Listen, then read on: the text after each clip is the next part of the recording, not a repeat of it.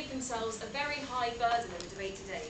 They told us they were going to prove that desecrating religious sites caused a direct harm to non-combatants equivalent to denying food and water.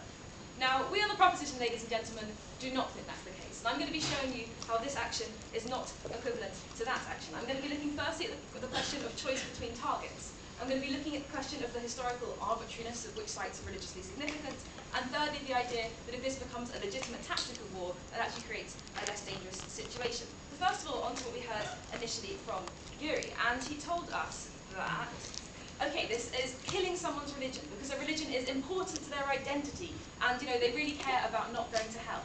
But ladies and gentlemen, when you destroy a church, you don't destroy the ability of someone to practice their religion, okay? If you happen to desecrate a shrine, it doesn't mean that that person can't worship God anymore. Okay, maybe that argument's applied if we were preventing people from praying. But that's not what we're doing, okay? There's a church down the road. They can do it in their own home with icons on their wall. So it's entirely a different situation. And this balance that he set up is therefore just completely talking about something entirely different.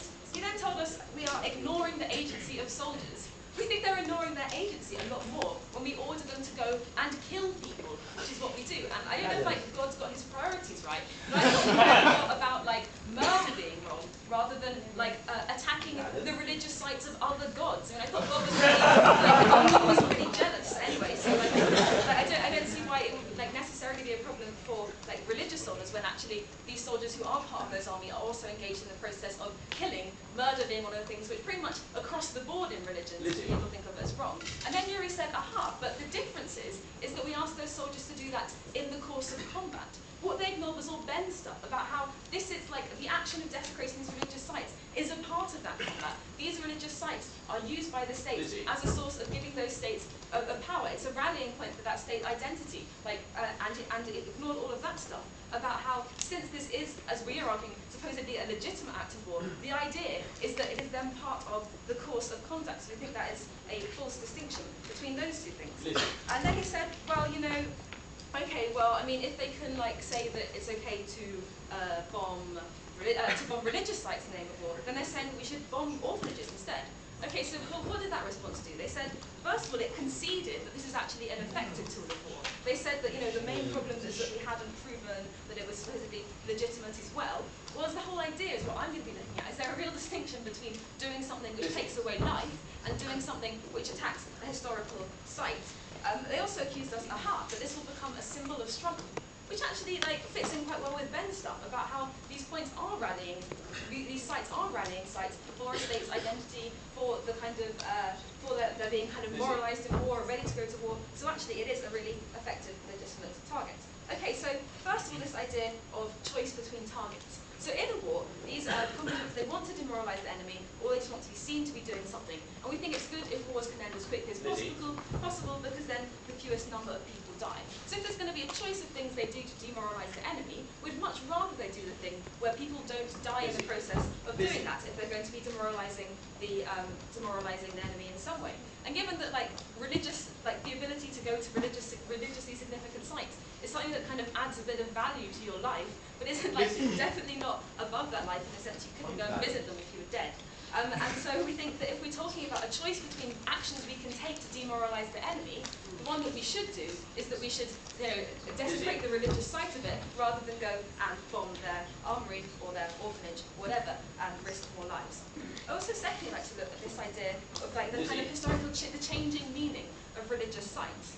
Because when these places are gone, religion hasn't lost something forever. What attaches meaning to these places is very changeable. We reconstruct myths around these sites, so even if people can't visit the sites, they still talk about the saints that they were there. They just assign significance to new buildings, and we see that throughout history. Frequently places get destroyed. People don't feel that they've become less religious as a result. They just shift the site of where they attach that religious significance to. So it doesn't make a tangible difference in people's lives if they just switch where they're which saint they're going to visit. Yes. It doesn't make a tangible difference to a secular person, to a religious person. It makes a hell of a lot of difference. No, what I'm saying is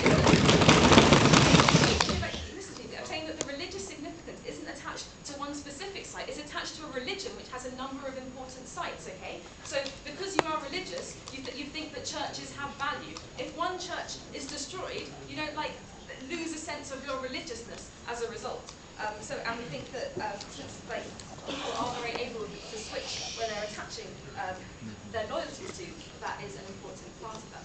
Okay, thirdly, I'd like to look at this idea of what happens if this becomes a sort of legitimate tactical war and people get used to the idea that it's something that happens. At the moment, what happens is that it's kind of seen as a completely taboo subject and that people don't really want to talk about it, find it a creepy idea. And then what happens is if someone does go and like graffiti the graveyard, it's like, oh my god, this is like the most insane thing. The proportionate response is definitely not to go and graffiti their graveyard, but actually to bomb them to the ground, which we think is a much more dangerous state of affairs. We think if this is seen as a legitimate tactical war, it loses that taboo that then makes it seem that the proportionate response is to completely overreact. And obviously, as Ben said, we're not defending a state of affairs where this is always the action that states or combatant groups take against other states. We are just saying that because it is something that is effective and because it is something that we don't think the opposition have proven to us has a special significance equivalent to denying someone food and water, that they can't simply defend separating these sites of religious significance out from other potential sites. As Ben talked about, like what is the difference between destroying like a piece of land and one that happens to have like historically been up to this point assigned religious significance, when that religious significance changes very often. So what we've done on proposition today is we've shown you how this is an incredibly effective tactic of war. And if we have a larger number of tools of war in our arsenal, what that means is that wars don't have to drag out so much. Things which help wars end quicker, help fewer lives be lost, and make these war situations better, so it's effective. We've also shown you how it's legitimate, because it's not the same, ladies and gentlemen, as denying someone from practicing their religion. And even if it was the same, we still think that life is more important